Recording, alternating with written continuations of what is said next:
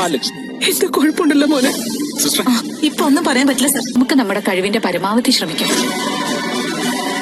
Hello guys, അങ്ങനെ മഹാലക്ഷ്മി മഹാ episode. അതേ കൂട്ടുകാരെ, മഹാലക്ഷ്മിയുടെ ഓപ്പറേഷൻ ആണ് ഇന്നത്തെ ആ ഒരു എപ്പിസോഡ് നമ്മൾ കാണാൻ പോകുന്നത്. അപ്പൊ ഓപ്പറേഷൻ തിയേറ്ററിൽ കയറ്റുമ്പോൾ തന്നെ ഡോക്ടർ പറയുന്നുണ്ട്, അമ്മയോ കുഞ്ഞോ ഇതിൽ ആരെങ്കിലും ഒരാളെ മാത്രമേ രക്ഷിക്കാൻ പറ്റുകയുള്ളൂ, അല്ലെങ്കിൽ വല്ല അത്ഭുതവും അവിടെ സംഭവിക്കണം എന്ന് തന്നെ എടുത്തു പറയുന്നുണ്ട്. അപ്പൊ നമുക്ക് ഉറപ്പാണ് അവിടെ അത്ഭുതം സംഭവിക്കും, മഹാലക്ഷ്മിയും കുഞ്ഞും രക്ഷപ്പെടും എന്നുള്ളത് അല്ലെ.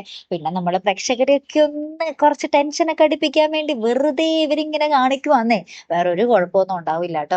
അപ്പൊ നമ്മുടെ ഡോക്ടർ കുറെ നേഴ്സുമാർ അങ്ങോട്ടും ഇങ്ങോട്ടും ഓടുന്നു.